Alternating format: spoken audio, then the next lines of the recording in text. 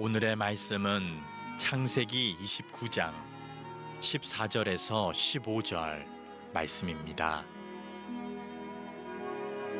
라반이 이르되 너는 참으로 내 혈육이로다 하였더라. 야곱이 한 달을 그와 함께 거주하더니 라반이 야곱에게 이르되 내가 비록 내 생질이나 어찌 그저 내 일을 하겠느냐. 내 품삯을 어떻게 할지 내게 말하라. 아멘. 하나님께서는 당신이 귀하게 쓰는 인생을 아프게 하세요. 시련과 환난과 고난을 통해서 그 사람을 아프게 해요. 대신에 그 아픔을 통하여 인생의 불순물을 버리게 하시고 또 영혼의 모난 부분을 다듬으셔서 그 과정을 거쳐서 비로소 그 사람을 하나님이 원하시는 보석과 같은 인생으로 만드십니다. 그 대표적인 이야기가 오늘 우리가 만날 창세기 29장에 나오는 야곱의 이야기인데, 야곱의 인생기 가운데 최악의 암흑기를 꼽으라고 하면 오늘 본문의 말씀이에요. 가장 긴 시간 오랫동안 환난과 고난의 시기를 만났던 이때가 오늘 창세기 29장에 나오는 야곱의 이야기예요. 그런데 알고 보니 그 시련은 하나님이 야곱을 의도적으로 갈고 닦는 과정이었어. 하나님은 이 시련을 통해서 야곱에게 어떤 인생이 되기를 원하셨던 걸까? 지난 시간 창세기 28장에 야곱이 형의 분노에 두려움을 느껴 저 하란 땅에 외삼촌이 있는 라반의 집으로 피신을 하는 이야기를 소개해 드렸어요. 처음에는 어머니가 형의 마음이 누그러질 때까지 잠시 좀 피해 있어라, 그래서 얼마 안 있다가 돌아올 것으로 계산을 하고 떠나는 거예요. 가는 도중에 야곱이 값진 경험을 하죠. 광야에 홀로 누워 잠을 자다가 꿈을 꿨는데 거기서 나의 하나님을 만나는 거예요. 지금까지 야곱이 알고 있던 하나님은 아브라함의 하나님, 아버지 이삭의 하나님이었지 나의 하나님이 아니었어요. 그런데 그날 밤 나의 하나님을 만나는 거예요. 그래서 자신감이 생겼어요.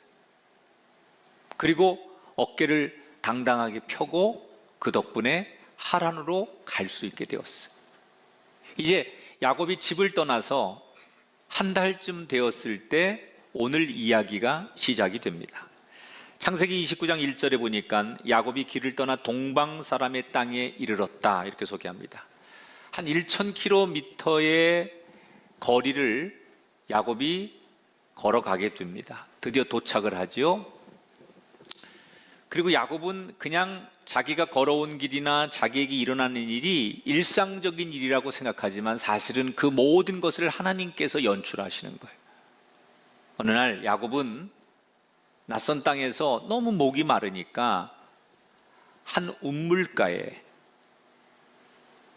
다다르게 됩니다. 물을 마실 수 있을 거라고 기대를 합니다. 그러나 야곱은 운물가에서 물을 마실 수가 없었습니다. 왜냐하면 당시의 운물이라는 것은 엄청난 큰 돌로 그 운물을 덮어놓습니다. 보통 장정 두세 사람이 같이 합심해서 움직여야만 그 운물에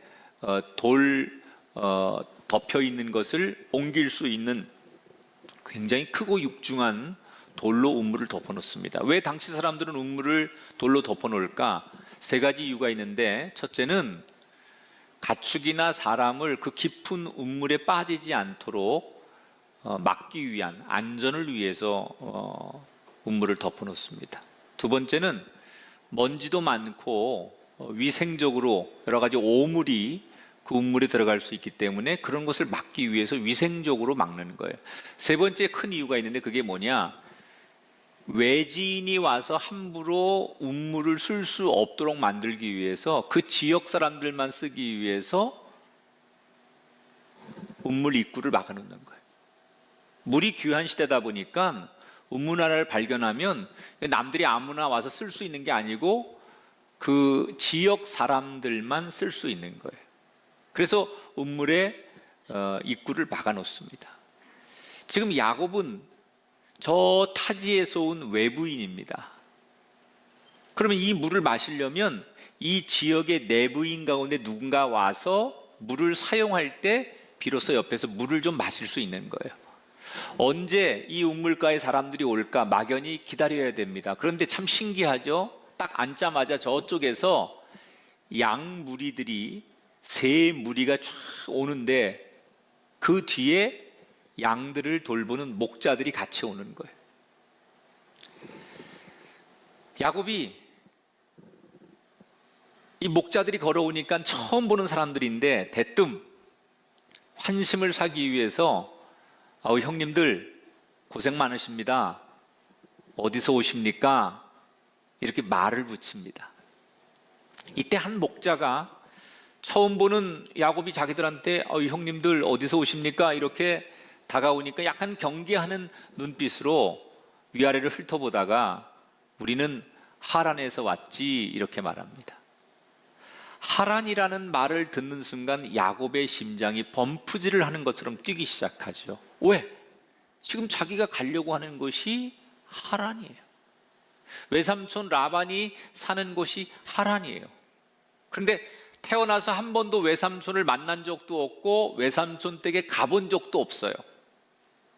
엄마가 자기를 피신시키기 위해서 한 번도 가보지 않은, 만나본 적도 없던 외삼촌이 있는 하란으로 가라고 해서 지금 막연하게 하란으로 삼촌을 만나러 가는 건데, 삼촌이 살고 있다고 하는 지역 사람들을 만났다는 얘기예요. 너무 놀라서 야곱이 신기해서 그 하란에서 온 목자들에게 묻지요. 혹시 그 동네에 라반이라는 분을 아십니까? 그랬더니 이 목자들이 이 라반 너무 잘 알지. 잘 계시지. 그러면서 하는 얘기가 맞아. 지금 그 라반의 둘째 딸 라헬이 양들을 이끌고 이리로 오고 있을 거야. 이렇게 말하는 거예요. 외삼촌의 딸, 자기하고 사촌 관계가 되는 거죠. 이 얘기를 듣는 순간 야곱의 머리가 쭈삣 쓰는 거예요. 그저 우연이라고 말하기에는 너무나 신기한 상황이 연출되고 있어요. 여러분, 하나님은 한치의 오차도 없으신 분이에요. 하나님께서 야곱에게 광야에서 내가 너를 떠나지 않을 것이고 너를 지킬 것이라고 약속하셨어요. 그 약속을 지금 지키시는 거예요.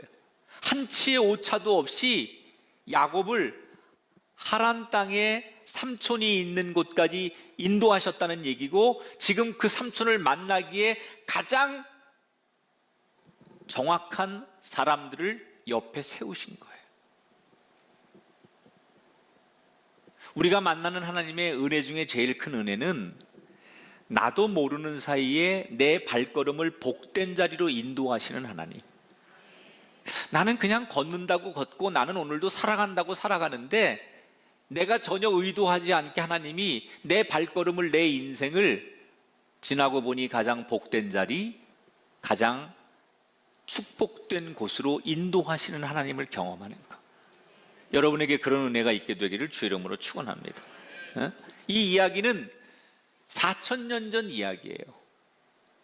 하나님께서 야곱에게 내가 너를 지키리라, 내가 너를 도우리라 이렇게 약속하셨어요. 근데 하나님이 야곱에게 그 광야에서, 그 꿈에서 말로만 그러신 게 아니라 그 말한 것을 반드시 하나님께서 실천하시고 지키신다는 거예요. 여러분, 저와 여러분에게 하나님은 오늘도 약속의 말씀으로 다가오셨어요. 그 많은 하나님의 말씀을 듣고 이게 하나님의 언약의 약속임을 믿는다면, 하나님은 그저 말로만 우리에게 약속하는 분이 아니라 그 말씀하신 것을 반드시 지키기 위해 오늘도 야곱에게 행하셨던 것처럼 저와 여러분의 인생에 행하고 계신 하나님임을 기억하고 그 하나님을 만나게 되기를 주의 이름으로 축원합니다. 기가 막힌 이 광경 앞에 너무 놀라하고 있는 야곱. 그런데 얼마 뒤에 예고했듯이 저쪽에서 이번에는 양무리들을 이끌고 아가씨들이 오는 거예요. 그 안에 라헬이 있는 거예요. 딱 여러분 그런 거 혹시 해보셨어요? 첫눈에 그냥 뿅 간다 이런 거. 사람을 보고서 이렇게 그냥 첫눈에 그냥 완전히 마음을 뺏겨본 경우가 있어요? 야곱이 그런 거예요. 저쪽에서 아가씨들 오는데 그 중에 라헬이 있는데 라헬을 딱 보는 순간 누가 라헬인지 몰라요. 그런데 라헬을 딱 보는 순간 완전히 내 스타일이야. 그 야곱이 완전히 반한 거예요. 아가씨들이 왔는데 그 라헬이 누군지를 아직 모르지만 야곱이 뭘 하느냐? 남자들 목자들하고 얼른 운물을 가로막고 있는 그 마개를 몇 사람이 얼른 치워서 자기가 물을 떠가지고 그 라헬이 데려온 양들에게 물을 먹이는 거예요. 얼마나 좋으면 자기가 먼저 사람들에게 친절을 베푸는 거예요. 난생 처음 보는 남자가 자기 양들에게 물을 주고 자기를 도와주자 라헬이 싫지 않은 거예요. 그런데 물을 다 먹이고 나서 라헬 앞에 서서 야곱이 오늘 성경에 보니까 깜짝 놀라는 일을 합니다. 11절에 보니까 그가 라헬에게 입맞추고 소리내어서 울었다. 여기서 입맞추었다는 것은 우리가 통상적으로 알고 있는 키스를 얘기하는 게 아니에요. 이건 인사법이에요. 손등에 이렇게 입을 맞추고 인사하든지 아니면 이렇게 볼에다가 입을 맞추면서, 이건 자기들의 인사법이죠. 우리가 악수하듯 아니면 목례하듯 그 민족의 인사법이에요. 인사를 하고 나서 야곱이 뭐라고 해요? 뭘 해요? 펑펑 소리내어 울었다. 왜 갑자기 야곱은 이런 돌발 행동을 한 걸까? 지금 집에서 여행을 온 게 아니잖아요. 피신을 해온 거잖아요. 그리고 한 달 내내 혼자 지냈기 때문에 가족에 대한 외로움, 핏줄에 대한 그리움, 그리고 이제 됐다라고 하는 안도감, 이런 것들이 동시에 밀려오니까 야곱이 아마도 눈물이 났던 것 같아요. 야곱은 사실 지금 자기 나름대로 계산이 있었어요. 어떤 계산이 있었느냐? 형이 너무 지금 화가 나 있어서 나를 죽인다고 막 펄펄 뛰는데 흥분한 형의 마음이 가라앉으려면 아무리 못돼도 아무리 길어도 한 달 정도면 되겠지. 그죠? 한두 달 정도 지나면 형의 마음도 좀 누그러지고 어쩔 수 없지, 그리고 현실을 받아들이면 어머니가 그때 눈치를 딱 보고 이제 형도 좀 마음이 가라앉고 그랬으니까 돌아가도 된다, 이렇게 사인을 주면 그때 돌아가야지 라고 자기 나름대로 스케줄을 짜고 있었다는 거예요. 그래서 지금 그 안에 잠시 피신해 있을 곳, 머물 수 있는 안전한 곳이 외삼촌 댁이라고 생각하고 온 건데, 사실은 한 번도 와보지 않은 길이었고 한 번도 보지 못한 외삼촌이었기 때문에 굉장히 막막하고 두려웠을 거예요. 그런데 이렇게 쉽게 만나니까 긴장감이 풀려서 눈물이 터진 거예요. 라헬에게 내가 내 외사촌이다, 네 아버지가 내 외삼촌이다, 이렇게 자기 신분을 말하니까 놀란 라헬이 얼른 아버지에게 뛰어가서 이 소식을 전하고 아버지 라반이 우물가에 달려옵니다. 그리고 서로가 신분을 확인하고 삼촌과 조카가 얼싸안고 눈물로 인사를 하죠. 그래서 드디어 이 야곱이 외삼촌 댁에 머물게 되는 거예요. 자, 아까도 말했듯이 야곱은 한두 달 지나면 어머니에게 서신이 오든지 사람을 통해서 이제 집에 와도 된다라는 연락을 기다리고 있었어요. 그런데 야곱의 스케줄대로, 계산대로 어머니에게 연락이 왔을까? 14절에 보면 이렇게 힌트하죠. 야곱이 한 달을 그와 함께 거주하더니. 처음에는 느긋한 마음으로 곧 돌아갈 걸 생각하면서 삼촌 집에 머물렀는데, 삼촌 집에 머문 지 한 달이 넘었는데도 아무런 연락이 오지 않는 거예요. 이때부터 야곱이 초조해집니다. 그리고 한 달이 훨씬 지나면서부터는 마음이 허무해지는 거예요. 야곱의 계산이 어긋났습니다. 자기의 생각대로 안 되는 겁니다. 자기가 짜놓은 스케줄은 이 정도면 넉넉하게 돌아갈 수 있을 시간이라고 생각했는데, 그 시간이 훨씬 지나도록 아무것도 진행되지 않는 상황을 보면서 야곱은 답답해지기 시작한 거예요.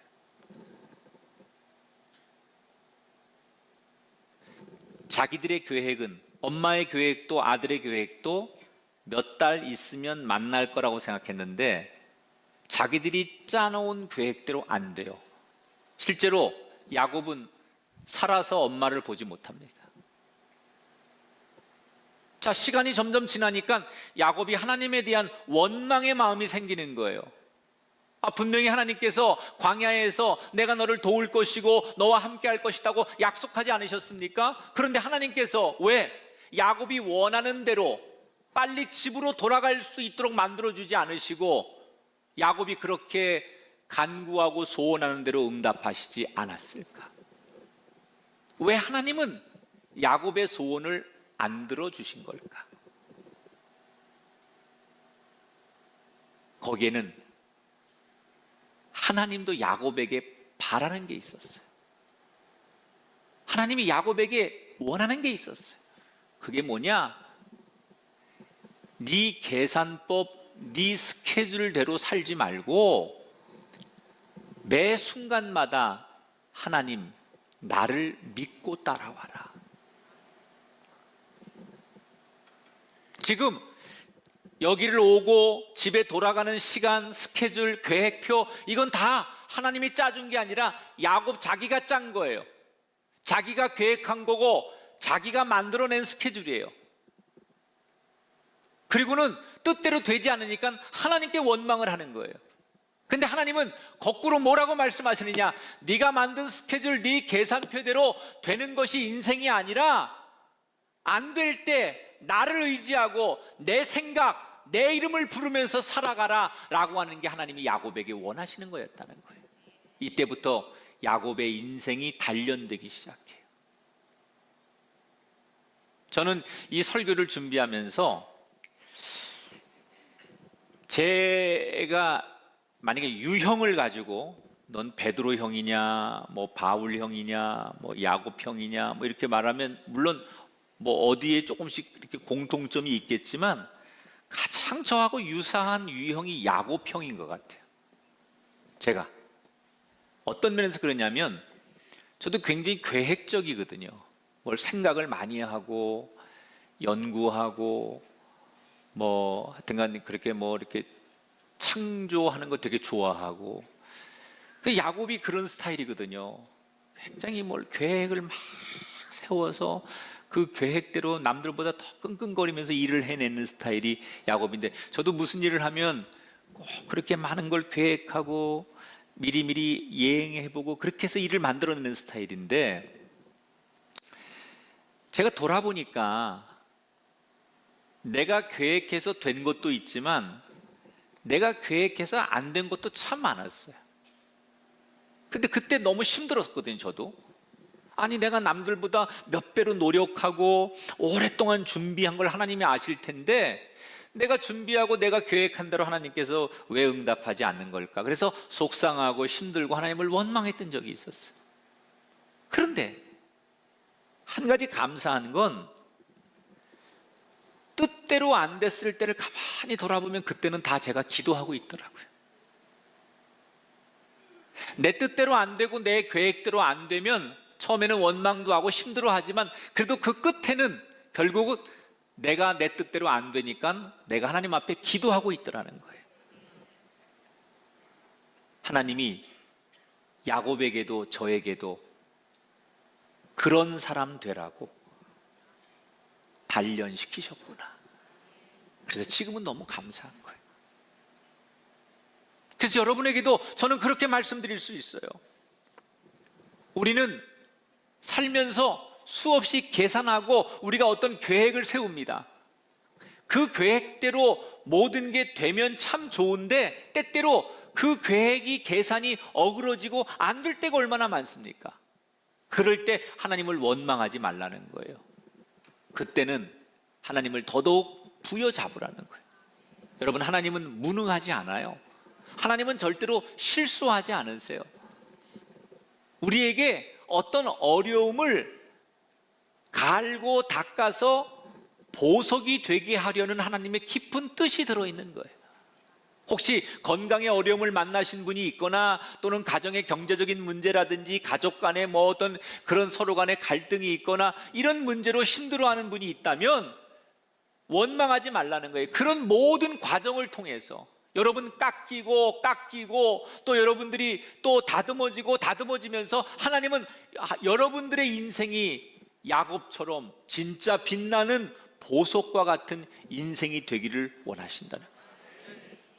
지금 이 어려운 일들을 만나신 여러분들, 이 과정을 통해서 하나님이 나를 다듬으시고 우리 가정을 다듬으셔서 보석이 되게 하시려고 하는구나 깨닫고 감사하고 순종하는 저와 여러분이 되기를 주의 이름으로 축원합니다.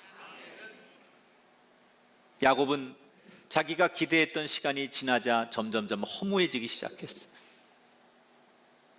이때 외삼촌 라반이 처음에는 조카가 와서 잠시 있다 간다고 하니까 그냥 그 정도는 양해할 수 있었는데 이 딱 보니까 잠시 있다 갈 분위기가 아니에요. 언제 갈지 몰라요. 여기서 눌러 살지도 모르겠다는 생각이 드는 거예요. 그래서 삼촌 입장에서는 저 야곱을 어떻게 할까 고민을 하기 시작합니다. 이 외삼촌 라반은 좀 미안한 얘기지만 탐욕이 많은 사람이에요. 뒤에 얘기도 그렇고 언제 그 외삼촌 라반이 나오냐면 그 아브라함이 아들 이삭을 결혼시키려고 종을 시켜가지고 고향 땅에 가서 믿음 좋은 여자를 구해오라고 할 때 라반의 여동생이 시집을 가잖아요. 이때 라반이 아브라함이라고 하는 집안의 믿음 좋음 때문에 동생을 시집 보내는 게 아니라 그들이 가지고 있는 물질, 재산 이런 거를 보고서 현혹해서 동생을 시집 보낸 뉘앙스가 나와요. 그러니까 원래 이 사람은 이 라반이라는 사람이 물질적인 탐욕이 좀 많은 사람이다라는 것을 암시하고 있는데 오늘 성경에서 그것을 완전히 드러내죠. 어느 날 조카를 부르더니 이렇게 제안을 합니다. 15절에 보니까 내가 비록 내 생질이나 어찌 그저 내 일을 하겠느냐, 내 품삯을 어떻게 할지 내게 말해봐라 이렇게 얘기합니다. 자, 얼핏 보면 좋은 얘기 같죠. 야, 내가 아무리 네가 내 조카여도 어떻게 그냥 일 시킬 수 있느냐, 내가 페이를 줘야지, 응? 정당하게 월급 줄 테니까 월급 받고 일해라, 어떻게 그냥 일하냐, 이런 얘기예요. 이게 굉장히 호의적인 제안 같지만 실제로는 그런 뜻이 아니거든요. 이 당시 중동에서 사람들의 관념에는 가족들에게는 노동의 대가를 주지 않는 거예요. 왜냐하면 가족은 남이 아니기 때문에 그냥 네 거 내 거 없이 함께 일하는 존재로 보기 때문에 절대로 월급을 주거나 그러지 않아요. 그래서 가족들은 노동의 대가를 지급하지 않는 게 관례입니다. 그런데 지금 야곱이 조카에게 노동의 대가를 지불하겠다라는 것은 뒤집어 말하면 너를 내 가족이 아닌 종으로, 일꾼으로 보겠다는 뜻이에요. 야곱도 이걸 알고 있었어요.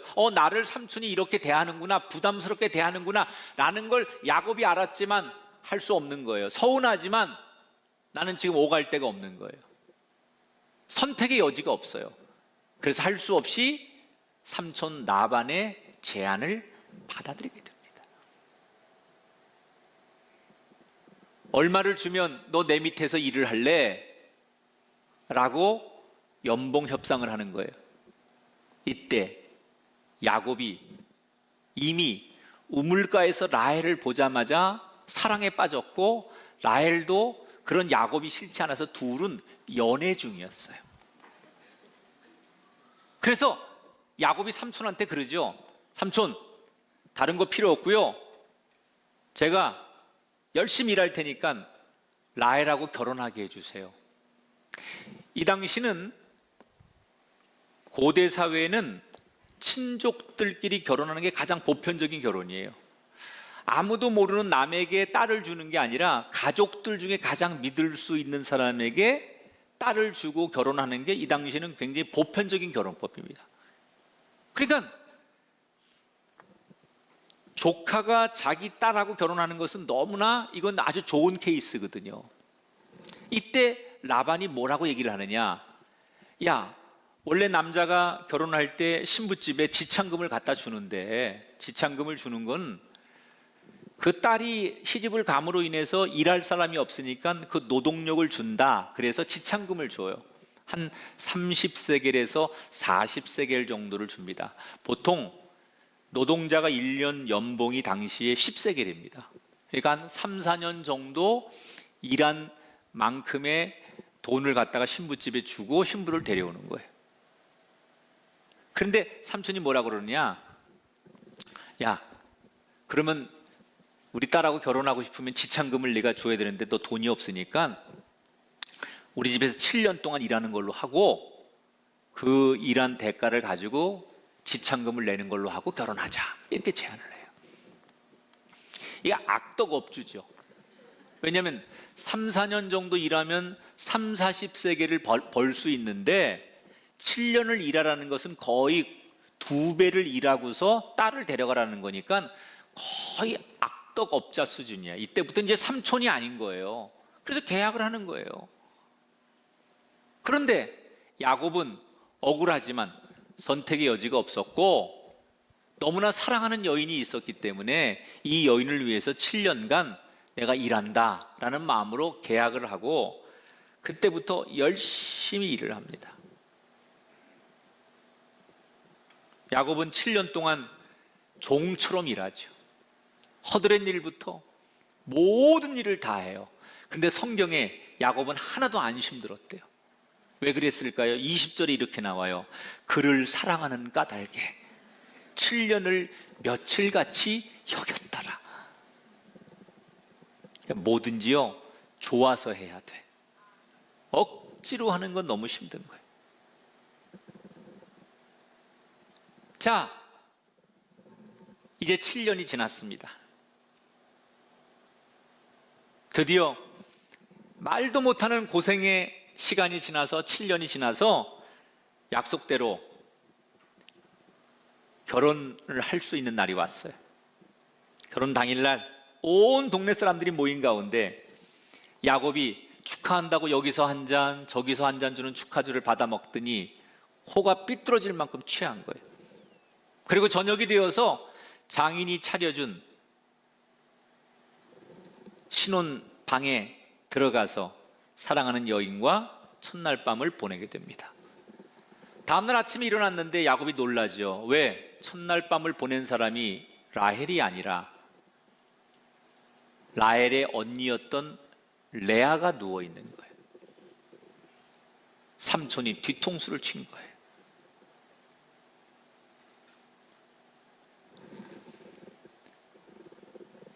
이 삼촌에겐 딸이 둘이 있었어요. 야곱이 좋아하는 건 둘째 딸 라헬이었고 첫째 딸은 레아였는데, 레아는 그렇게 인물이 썩 좋지 않았어요. 문서에 보면 눈도 좀 근시였고 이렇게 몸매나 얼굴이 아름답지 않았고, 반면에 라헬은 완전히 정말 미인의 전형적인 조건을 다 가지고 있는 거예요. 하나님이 몰빵 주신 거죠. 두 자매 가운데 둘째한테 다 몰아주신 거예요. 그래서 누가 봐도 라헬이 훨씬 이쁜 거예요. 그래서 처음부터 야곱은 라헬을 좋아했는데 아버지가, 삼촌이 장난을 친 거예요. 동생을 가둬놓고 언니를 신혼방에 집어넣은 거예요. 야곱이 일어나 가지고 아침에 펄펄 뛰면서 삼촌한테 가서 항의를 했지만 삼촌은 이미 마음을 굳게 먹고, 야, 네가 술 마시고 네가 좋아서 첫날 밤 치렀는데 누굴 탓하냐? 그러면서 시치미를 뗍니다. 그러면서 이 삼촌이 진짜 하고 싶은 얘기를 꺼내는 거예요. 뭐라고 하느냐? 야, 너 라헬하고 결혼하고 싶으면 라헬도 결혼해. 그러려면 7년 더 일해서 지참금 내고 가면 라헬도 결혼시켜줄게. 그래서 할 수 없이 다시 7년을 또 계약하고 다시 종으로 일을 하게 돼요. 참 재밌지 않아요? 아버지를 속이고 형을 속여서 장자권을 빼앗은 속인 자가 야곱이에요. 그런데 이번에 자기가 제대로 속는 거예요. 늘 속이고 살았던 자기가 언젠가 제대로 속으면서 또 한 번의 종살이를 시작해요. 하나님은 정확하세요. 살면서 남에게 아픔을 주고 상처를 주고 그러면 안 돼요. 남을 속이고 빼앗고 하면 안 돼요. 야곱이 지금 몇 배로 자기가 고통을 당하는 거예요. 하나님을 원망하는 거예요. 하나님 어떻게 이럴 수 있습니까? 저 너무 억울합니다. 7년을 2번씩 14년을 내가 이렇게 비참하게 종살이를 하면서 살아야 되다니요. 하나님은 어디 계신 겁니까? 하나님은 내 편 맞습니까? 그리고 하나님을 원망하죠. 하나님은 왜 사랑하는 야곱에게 이렇게 쓰디쓴 경험을 하게 하시는 겁니까? 보세요. 하나님은 야곱이 피해자 입장에 서게 하시는 거예요. 아, 이렇게 사람을 속였을 때 당한 사람의 마음이 이런 거구나. 아버지가 이랬겠구나. 아, 형님이 이랬겠구나. 이런 역지사지의 마음을 한번 갖게 만드시는 거예요. 그러면서 다시는 아, 이런 거구나. 당하는 게 이런 거고 속는 게 이런 거고 이런 것들을 하나님이 기뻐하지 않는 거구나 라고 자기 스스로 깨달으면서 다시는 이런 인생을 선택하지 않겠다라고 다짐하기를 원하셨다는 거예요.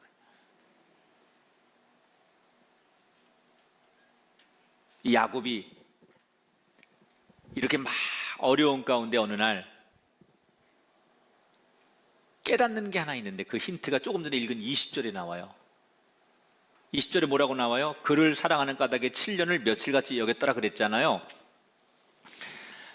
야곱은 라헬 한 여자 때문에 7년을 일하고 다시 또 7년, 14년을 그냥 바닥에서 비참하게 그 여자 하나만 놓고 14년을 달려온 거예요. 하나님이 자기한테 이런 깨달음을 주시는 거예요. 야곱아, 너는 네 형 에서와의 관계에서도 네 형 에서가 그렇게 출세를 달릴 때 출세와 목표가 전부가 아니고 내가 함께 해야 되는 거다라는 것을 가르쳐주기 위해서 너에게 복을 주었다.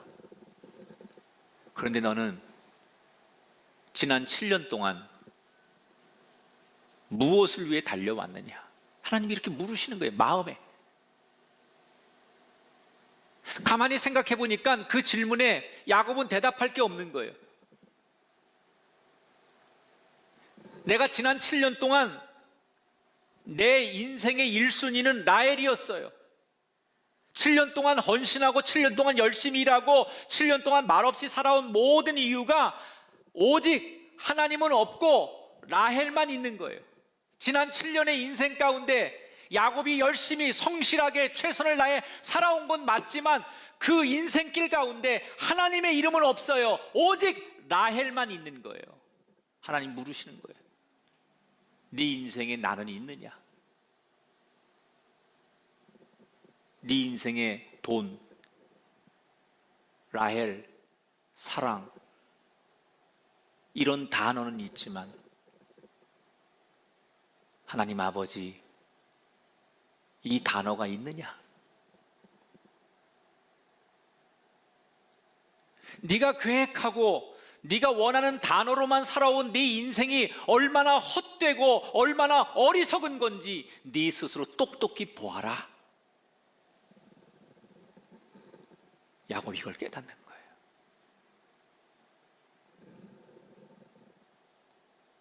지금 하나님께서 야곱에게 또다시 시련을 주시는 이유는 내 방식대로 쟁취하고 내가 원하던 것을 위해서 살던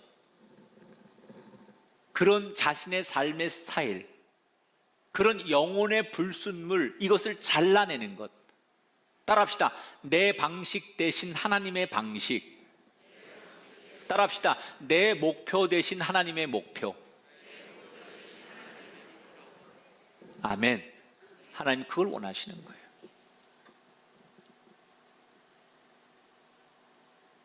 이걸 깨달으며 야곱은 다시 7년을 그렇게 견디어서 총 14년을 이리 깨지고 저리 깨지고 다듬어지고 부서지고, 그래서 드디어 야곱이라고 하는 사람이 하나님 앞에 보석처럼 나가게 되는 거예요. 오늘 성경의 마무리는 야곱이 드디어 7년을 고생한 끝에 라헬도 얻어요. 레아, 라헬 두 아내, 그리고 레아와 라헬의 몸종에서 또 두 여자 사이에서 얻은 아들들까지 12명의 아들을 얻어요. 이게 이스라엘의 12지파가 되는 거예요. 야곱의 12지파.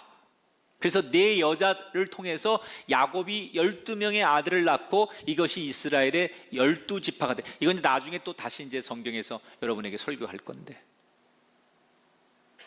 야곱이 드디어 이런 모진 풍파와 세월을 견디고 12명 아들들의 아버지로,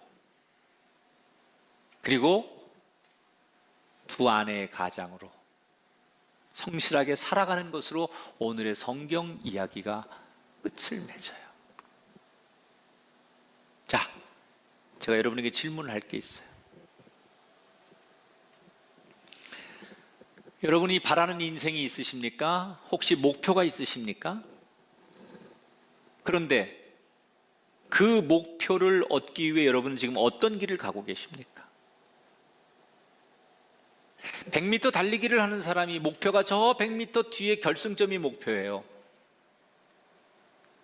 그런데 그 목표에 도착하는 것도 중요하지만 사실은 트랙을 벗어나지 않아야 돼요. 우리가 세상에 살면서 행복해져야 되고 자식들 잘 키워야 되고 내가 하는 일 성공해야 되고 누구와의 경쟁에서 이기는 게 우리 인생의 목표예요. 그러나 그 목표를 이루기 위해서 하나님이 주신 방식, 하나님이 주신 명령, 그 길을 지키고 하나님이 주신 그 방법대로 목표를 향해 갈 때 비로소 보석과 같은 인생이 되는 거지요. 세상 사람들처럼 하나님이 원하시는 길이 아닌 목표를 이루기 위해선 뭐로 가도 서울만 가면 되고 어떻게 하든 간에 목적만 열매만 따면 되지 라고 말하는 것을 하나님이 원하지 않는다는 거예요. 왜 나는 열심히 하는데, 나는 지금도 최선을 다하는데, 난 부지런히 살고 있는데 왜 안 되는 걸까? 우리에게 물으시는 거예요. 너는 야곱처럼 살지 않았느냐? 열심이라는 함정, 최선이라는 함정, 이 야곱이 갖는 약점이에요. 하나님이 원하시는 길을 가야 돼요. 따라합시다. 아프니까 축복이다. 여러분, 우리 인생이 고난을 만나고 질병을 만나고 실패를 만나면 깎이는 거예요. 다듬어지는 거예요. 아파요. 그러나 그 아픔이 축복이에요. 그 아픔을 잘 이겨내시면, 그 아픔을 잘 견뎌내시면 여러분의 가정과 인생이 보석이 될 줄 믿습니다. 오늘도 우리의 인생을 갈고 닦으시는 하나님 앞에서 야곱이 깨달은 것처럼 깨닫고 갈고 닦아지셔서 정말 빛나는 보석으로 여러분의 인생이 쓰임받고 사람들에게 인정받는, 사랑받는 아름다운 영혼들이 되시기를 주님의 이름으로